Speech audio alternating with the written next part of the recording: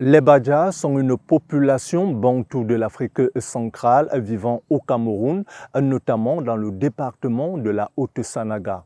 On les retrouve à Nkotin et à Nanga. L'équipe d'Investir Innover en Afrique TV a porté ses regards sur la communauté qui s'est installée dans la ville de Nkotin. Pour connaître les us et coutumes, prenons cet élément sonore et recouvrons-nous juste derrière.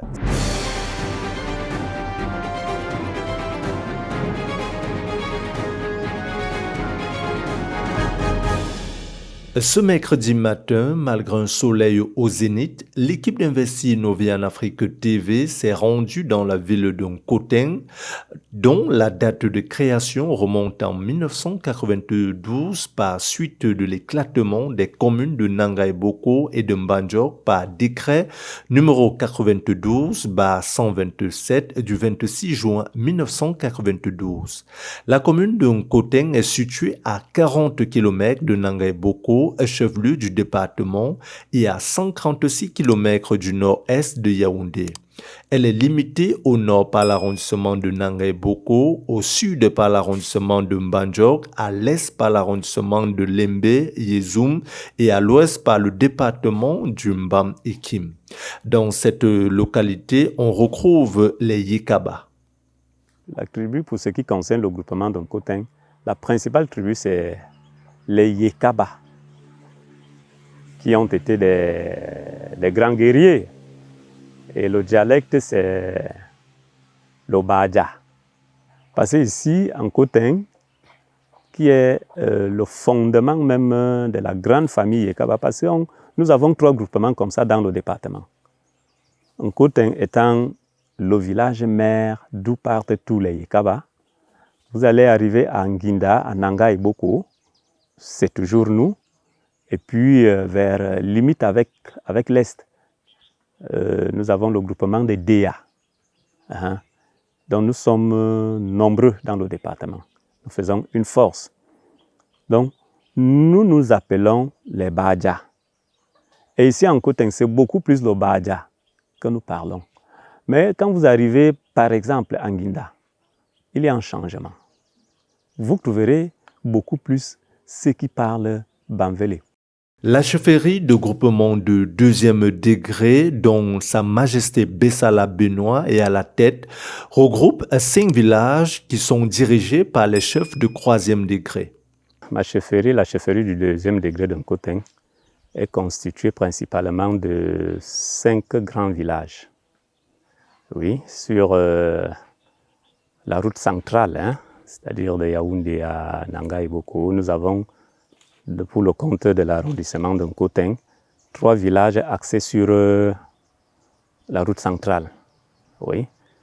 Du côté sud, limite avec Mbandjok, nous avons le village Zili, qui est le tout premier village de l'entrée de notre groupement.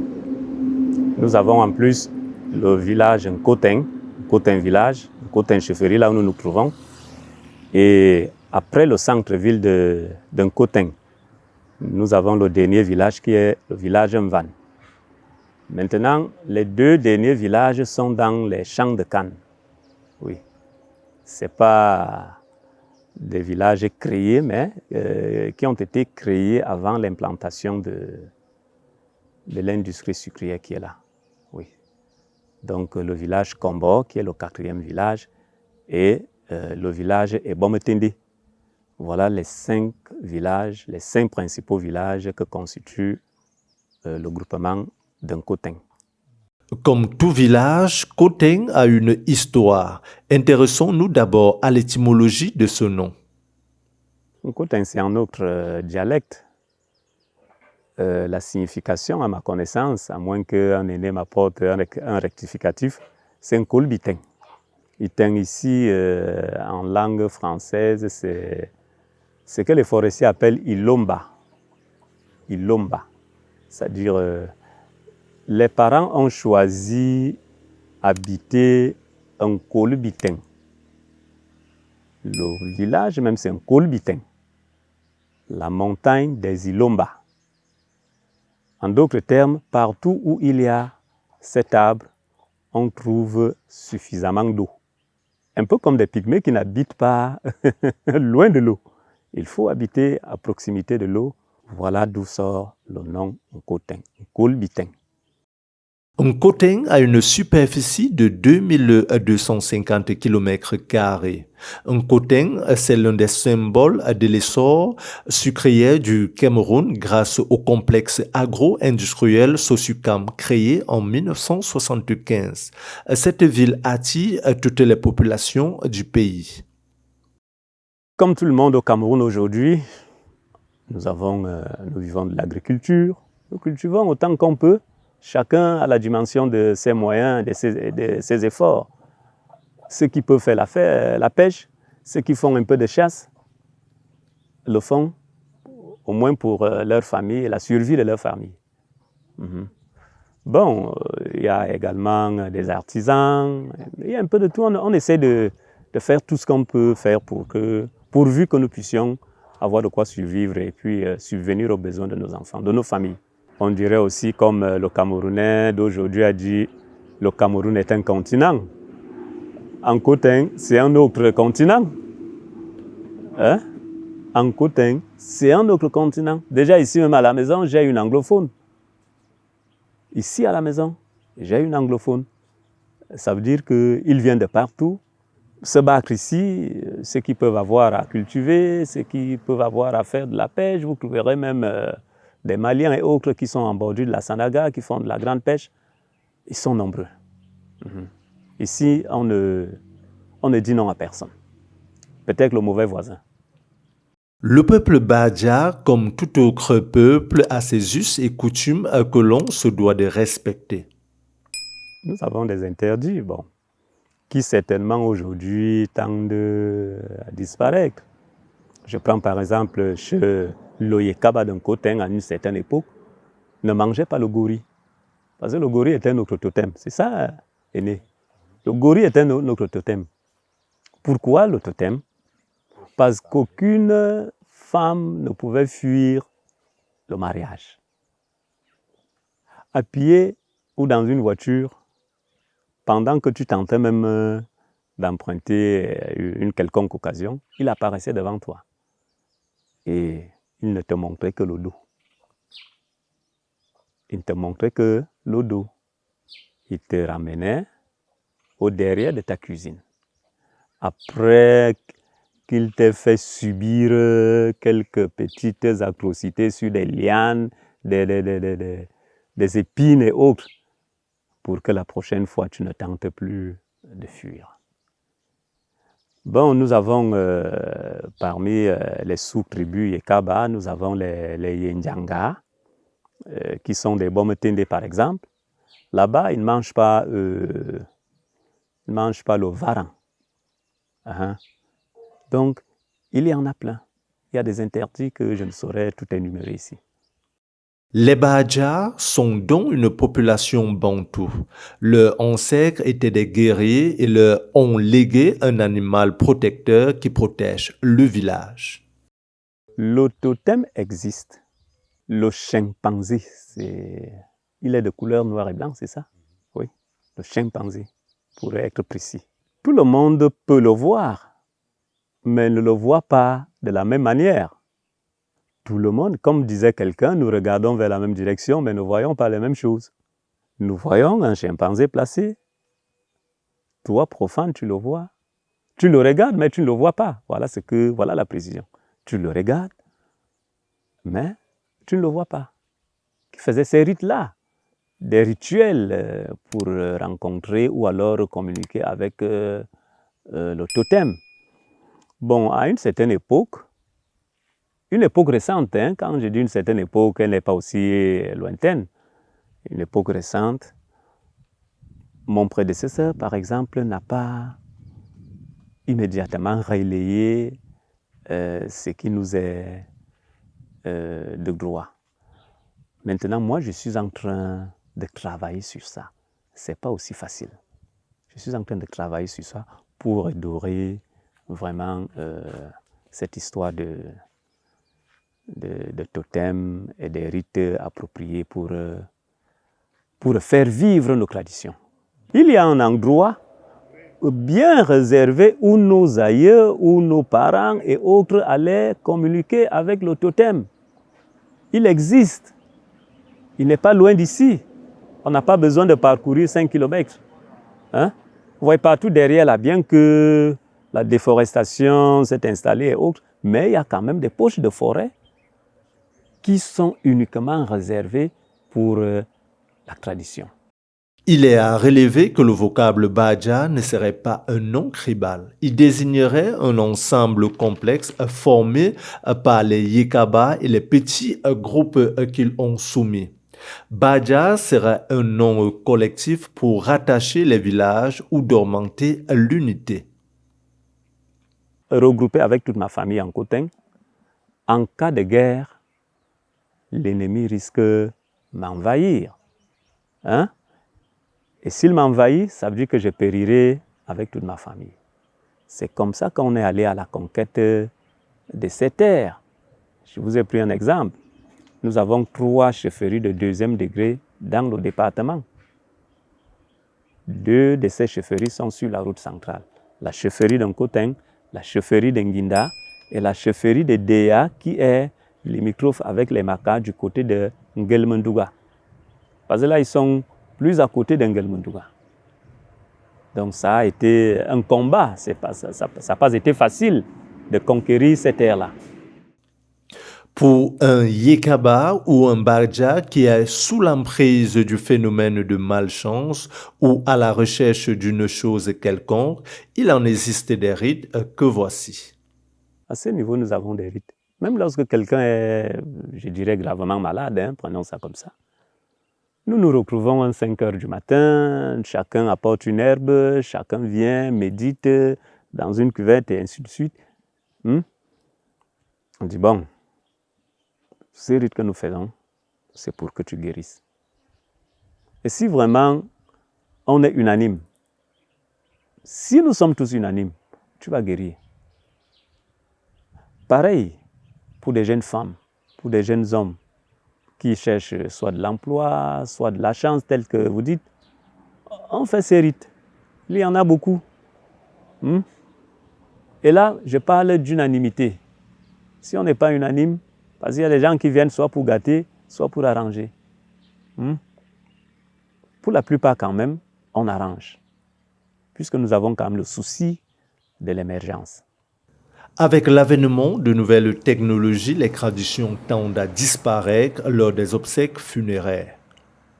Les Sani, le Silaou, l'Ondon sont, comme chacun peut le définir.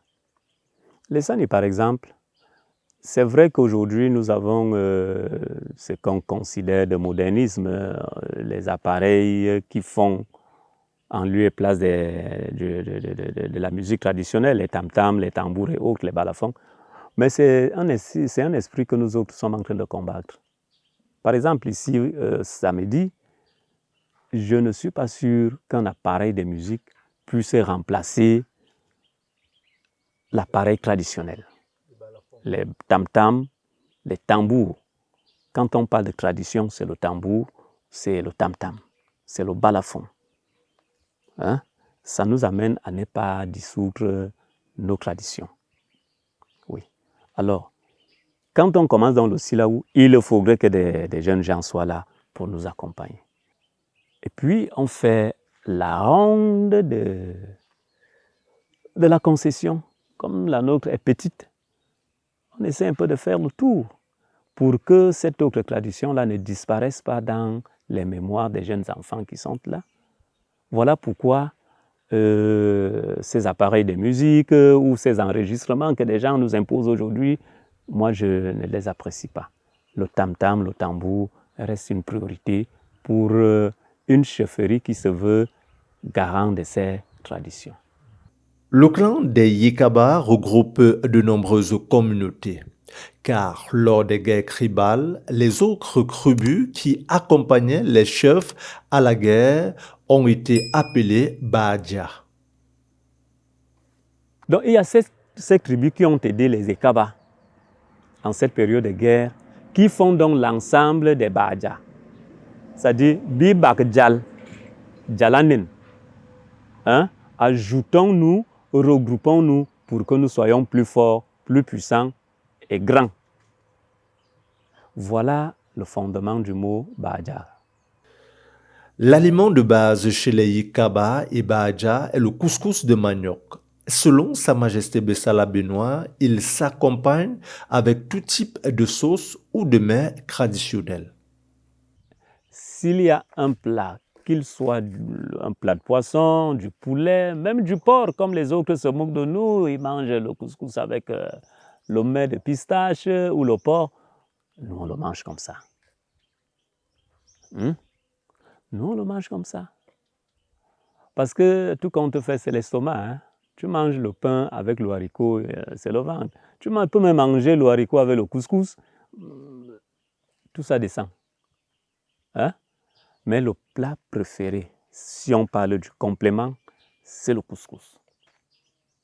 C'est vrai aussi qu'il faut varier, mais le couscous manioc, d'abord, il passe en premier. Nous accompagnons aussi nos plats avec d'autres compléments. Nous cultivons, on ne saurait cultiver du macabo sans le manger. On ne saurait produire du plantain sans le manger. Hein? On a aussi des préférences de manger la prune avec le manioc, de manger l'avocat avec le manioc, de manger le sansel avec le manioc. Hein? Là aussi, il ne faudrait pas qu'on l'accompagne du couscous. Hein? Le sansel mélangé au macabo, ça passe. Hein? On n'aura pas besoin du couscous. Mais pour peu qu'il y ait un repas salé, pour la plupart, c'est le couscous. Pour la plupart. C'est vrai qu'il y a le manioc, il y a du plantain, il y a du macabo, il y a de l'igname, il y a de la patate. Ça s'accompagne. Comme partout ailleurs, de nombreux parents ne montrent pas le chemin du village à leurs enfants. Par conséquent, ceux-ci sont dépourvus de leurs us et traditions. Moi, j'ai mes petits frères qui sont à Yaoundé, qui se battent là-bas. Mais pendant les vacances, chacun replie. Hein? Chacun replie. D'aucuns, même ayant pris la température du village, ne veulent plus rentrer en ville. Papa, moi, je me sens à l'aise ici. Je vais fréquenter avec papa. Je veux fréquenter chez tonton. Le matin, pendant que les autres dorment, lui, là, déjà, il s'est déjà levé. Il dit, bon, on doit aller au champ. J'ai des enfants comme ça en ville. Et des enfants de moins de 15 ans. J'ai l'enfant de mon petit frère ici, de mon petit cousin, là, non loin d'ici. Petite fillette qu'il a faite avec une fillettonne. Elle a à peine 6 ans. Hein. Elle fréquente en Banjok avec ses frères. Mais a de l'estime pour son père et de son village. Vous voyez une enfant de 6 ans qui développe l'idée de rester au village, toujours auprès de son père. Elle est là. Donc c'est un problème, non seulement le parent qui est responsable d'une part, l'enfant même aussi développe d'autres manières, se doit de se développer, de comprendre que j'ai un village. Il y a même des enfants qui obligent aux parents d'aller au village. Celui-là, même quand il vient au village, constate que non, le village est bien dit à son père, mais ce n'est pas possible. Face à ce phénomène du refus d'aller au village, question de connaître ses us et coutumes, le premier homme fort interpelle ses fils et filles disséminés sur le globe terrestre. Comme l'occasion m'est offerte, cet appel que je lance à l'endroit de tous ceux-là qui sont, soit même ici en Cotainville, partout où ils se trouvent, de comprendre que il y a un adage qui dit chez nous au village, le coude là n'oublie jamais le derrière. Vous voyez, la main là, elle est pliée. Mais on a toujours ce geste. Hein? Le coude n'oublie jamais son derrière. C'est un adage qui dit tout. Nous avons des Camerounais patriotes. Celui-là, quand il va là-bas, il pense toujours qu'il a un chez soi. Moi, j'ai un enfant qui vit un neveu qui vit en Hollande. Ça fait environ une semaine qu'il est arrivé. Au moins, chaque année, il vient une fois. On n'a pas besoin de le faire asseoir. On n'a pas besoin de l'appeler. Mais chacun se doit de se conscientiser à son niveau et comprendre que je suis plus heureux, je serai plus heureux qu'en étant chez moi. Je ne peux être heureux qu'en étant chez moi. Vous sortez d'un Cotainville, on vous a dit que j'ai quand même quelque chose en Cotainville où je peux me reposer. Mais ici au village, je n'ai pas d'énergie, je n'ai pas de courant. J'aurais dû accepter, préférer habiter la ville. Regarder la télé, m'amuser, qu'on sache que le chef est là, non. Mais je me suis dit non, j'ai un village, je serai plus responsable en étant au village. J'ai fait ma petite maison, je me sens bien. Je ne suis pas loin du centre-ville. Encore plus, nous sommes un des meilleurs villages. On peut laisser sa marmite bouillir au feu. On va en prendre du cube, du sel et autres. On revient, on trouve la marmite. Pour mettre de l'emphase sur son message, Sa Majesté Benoît a choisi de le faire dans sa langue traditionnelle. Car si vous parlez à un homme dans une autre langue qu'il comprend, vous parlez à sa tête. Si vous lui parlez dans sa langue, vous parlez à son cœur. Disait Nelson Mandela. Mayil makanda bonne bese a groupement en Cotin. Amu mama non kunkumo groupement en Cotin. Ne toeba ya bena minamin tangan tobene ve be yam ne be bile mal. Bodona mal maba. Salwus anano muronga kanu wa kasantangan. E yon obia o chono wa yana do na ja o ko londa. Au bondo me foupe ma veut pour moni et on me fan mente bien on dit bori abanga kebaso vumbenga kebaso emboba bebe tomate emboba bebe kwan bien une fani be kwan abo tomate be tebia bia lorva abia ke wundo ene fo jomi ya bibe bin te jama bo amesi mazan yemi izukwa mal et on me sima mane ya abo tebia zo bobita amam non kunkuma je n'accepterai pas ça. La nature a horreur du vide. Quand c'est vide, on donne à celui qui peut exploiter. C'est ça la loi de la nature. Donc, à bon bese ya bena groupement en Cotin, et ba bese ya bena en Cotin, à village en Cotin. Et yon obia, me bima mama danka yana no bia bui. Abimi obia, o vezamengang na bimi di, mako longaja, mako bondaja. Amumorosi jama toba miang ezaja anuma yene babu na makotoba bondo mjang amuzuba ko bo na dona jale so e on wezo ko mesime manie we boya